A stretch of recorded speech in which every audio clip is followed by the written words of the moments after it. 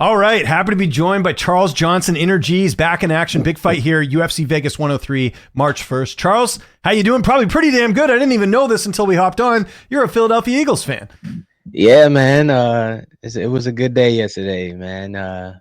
Put belt to ass. So it was a good game. It was fun.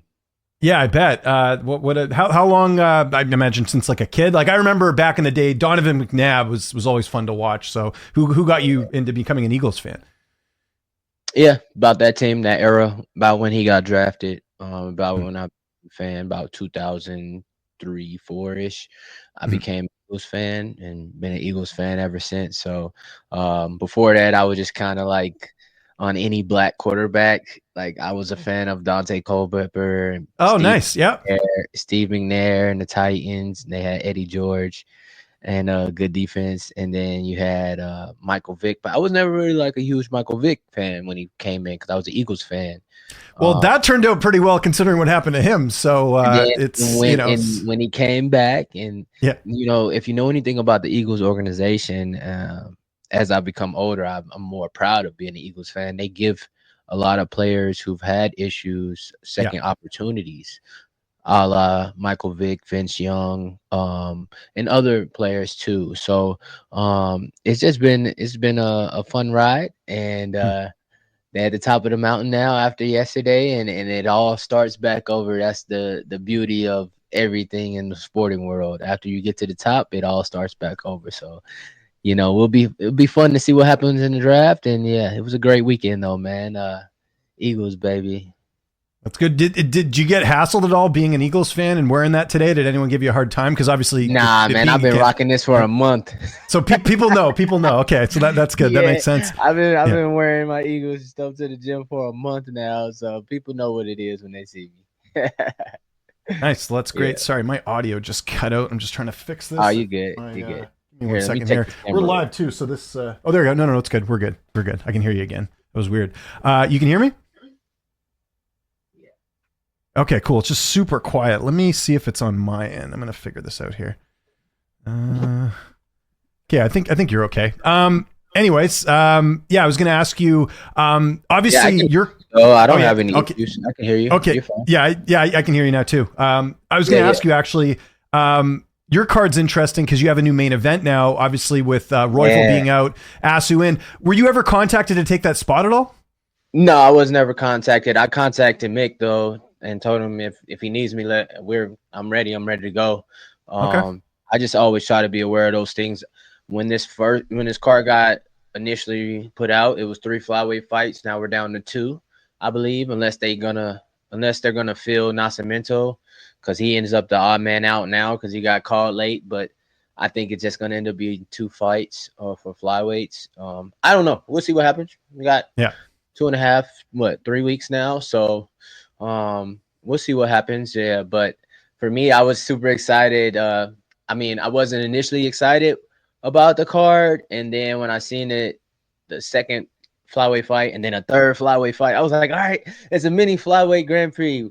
All right, Mick, I see what you're trying to do. Let's go, baby. So, I'm always excited about having a name on the paper, staying active, and it's a journey right now, so just working our way to the top right now. Okay, well said. Let's talk about your opponent. Bit surprised to fight him just with the fact that he's not ranked. I know he's got a good record and there's some hype behind him, but tell me sort of your impressions of even getting this fight. I was pissed off, initially, because I really had my hopes high because I judge based off of the rest of the MMA landscape. Everybody else with 4 wins in a row last year or 4 wins in one single year were on main cards, pay-per-view events, or co-main and main events in fight nights. So after I won against Umudarji, I was expecting that sort of placement.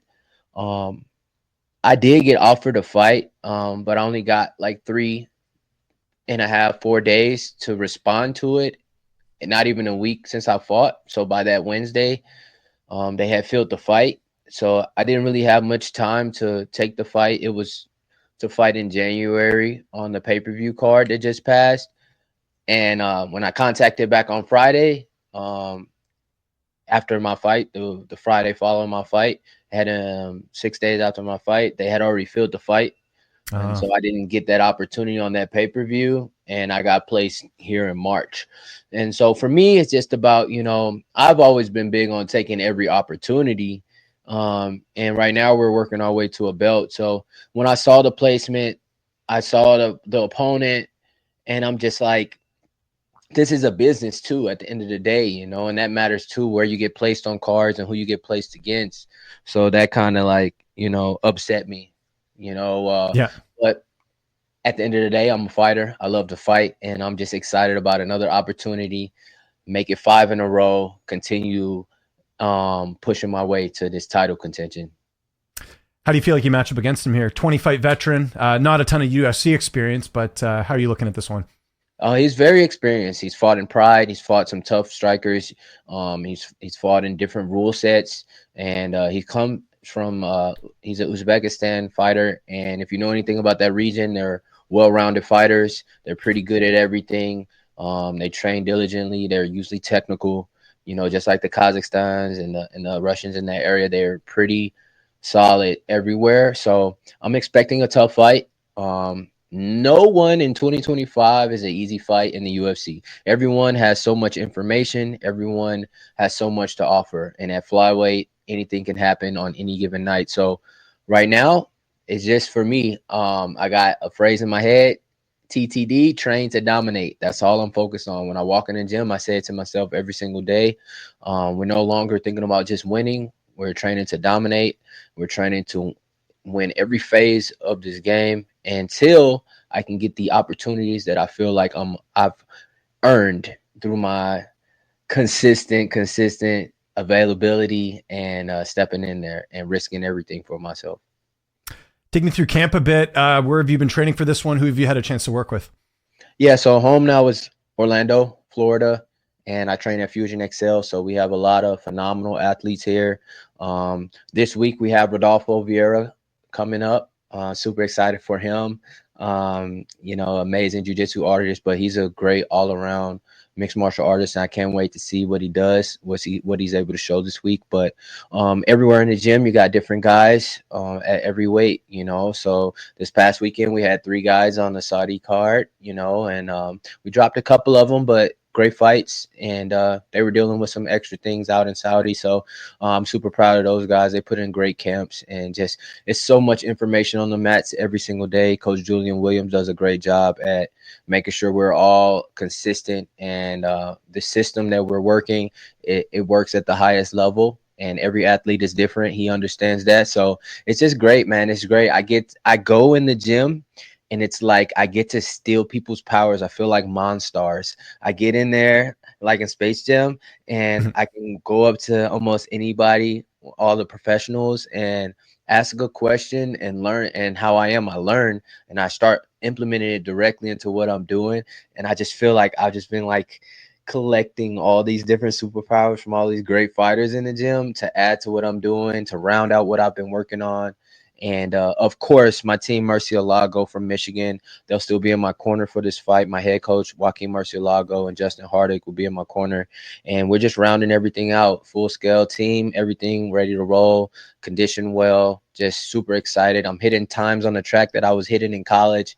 So I'm just super excited about this fight, man. Just going to make sure all we have to do is be prepared, and I am very prepared for anybody I step in there with right now. So where are you living right now then? Because that was going to be my other question. It sounds like you're just doing your camp out there at Fusion Excel. Are you still living in Michigan? Orlando. I moved here in August. I moved here in August, and I fought Sumundarji in October. So that's why when they offered me the fight, I didn't have much time here with this camp, and we still were trying to figure things out. And I had to talk to my coaches and figure out, like, we just moved into our home. I just got done moving, baby girl got to get in daycare. It's a lot of moving parts. So before I can sign off on anything, I asked for a week, and that's why, it's just being here in Orlando is amazing. It's warm. I got everything I need at the gym. I've been training at Draft Academy for my recovery. It's a great facility there. A couple NFL athletes and other people who help put together a great facility for recovery for professionals. And so it's just been a great job working with my guy, JT, James Taylor, out of Technique Boxing. We got different guys Mike Perry pops in there. You know, we got different big names all the time. Machida on the mat, Lyoto Machida and his sons, they're amazing.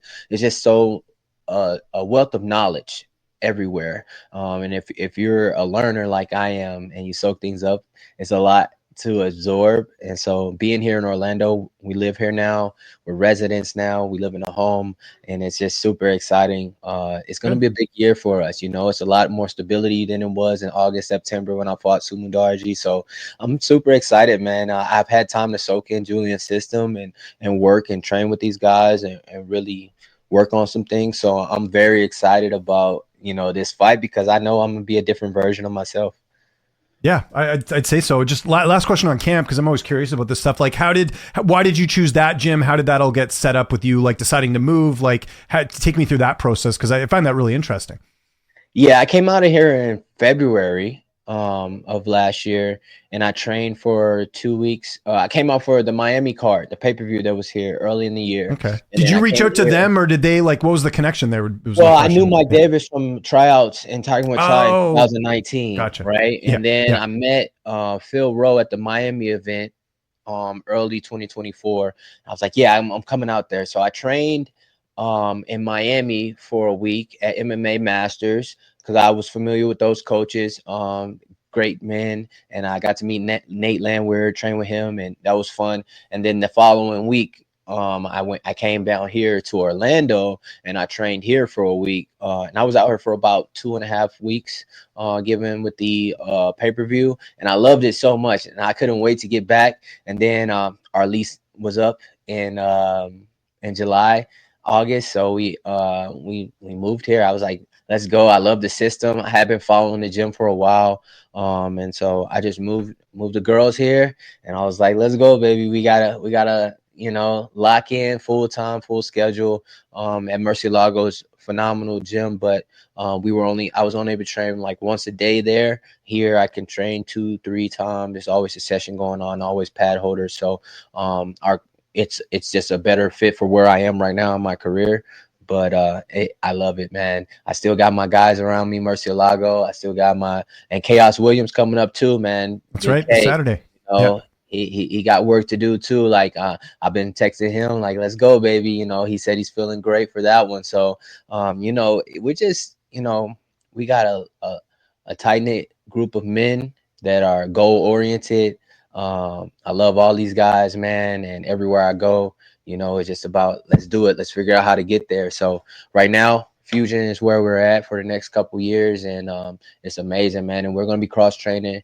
My guys from Murcielago are going to be coming here. We're going to be going to Murcielago, trying to, you know, implement that, you know. And I'm super excited for my boy Joaquin Buckley. You know, he's back in St. Louis now, training out at St. Charles MMA, my original gym, and he's training with STL Boxing, and, you know, he's got a huge year ahead of him, man. He may be fighting for a title very soon. So shout out to my boy Buck, man.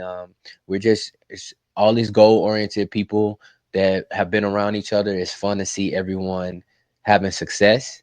And March 1st, baby, we got a new prospect, second fight in the UFC, but it don't matter. He's fought in the biggest organization, so it's going to be a tough fight, and I'm very excited. I think it's oil and water. You asked me what I thought about the matchup.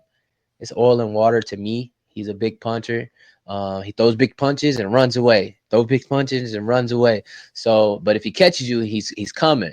Like if he catches you, he's on you, right? So I'm excited about it. I think that my style, how I move, and my cardio, and just me being able to box on the inside and outside bodes significant problems for him. And then, you know, we got new tools in the belt, so it's gonna be a great fight, and I'm excited to fight Uriah again. Uriah's camp. You know, last camp they did some good things when I fought Sumundarji in the wrestling, so I'm excited about that challenge of working on some things that I failed at during that fight and not being able to control that I had been working here, but I got more time under my belt now with the camp, so I'm very excited about that aspect to it, and seeing Uriah and tell him, hey, you guys had some success last fight. Don't expect that this one, you know. I respect you. You're a legend, baby, but I'm coming for you. Okay. I like it. I'm excited about it, man. Quickly before we go, because I know I believe you guys have trained or at least been at the same camp. What did you think of Weili Zhang's win over Tatiana Suarez last weekend? I'm sure you saw it. And Weili is looking phenomenal. She's in phenomenal shape. You have to be supremely conditioned to fight that girl, that woman. She's amazing, and she can learn and she can adapt. And I think that a couple more fights under her belt, Tatiana be able to attack that fight again. She had a lot of success the first round. We never know what fighters are dealing with. It's always something going on. So I think Tatiana is always going to be a challenge for her. That fight can play out like that every time, or it can play out like the first round and be a lot more gritty. So I think Tatiana is going to grow from it a lot.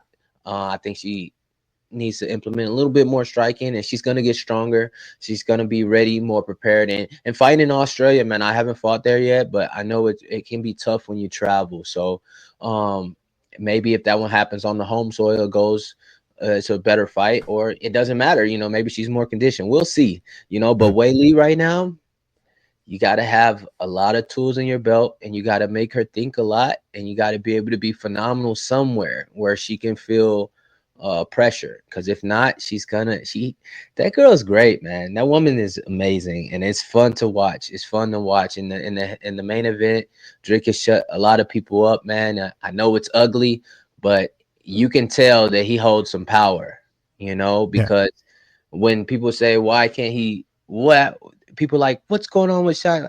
You, as a fighter, you can tell, like, people fight people differently when they feel the power, right? Mm-hmm. And I think after he broke his nose, like, he broke his nose but it's just like, you can feel he was winning anyways. I mean, the broken nose was part of it, but that wasn't, I think, that wasn't the reason that Dricus won. Dricus was ahead, though.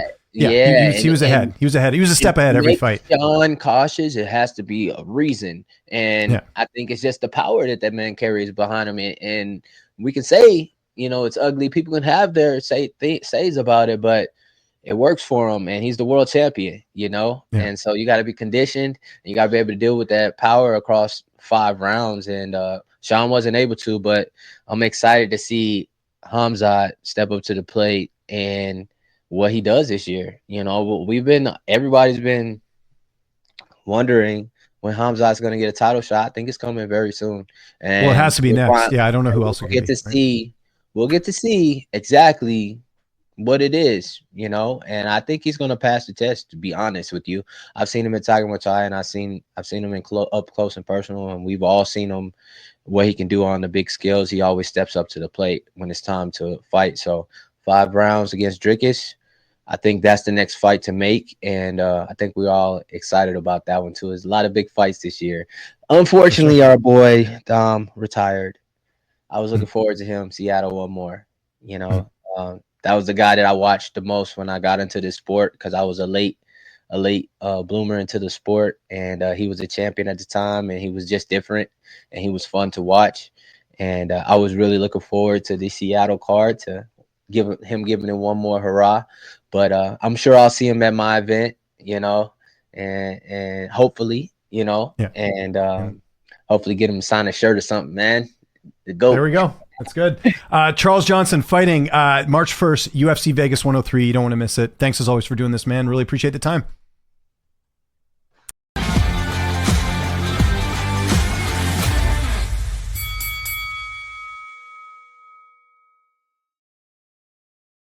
Whoops. I don't know why that ended.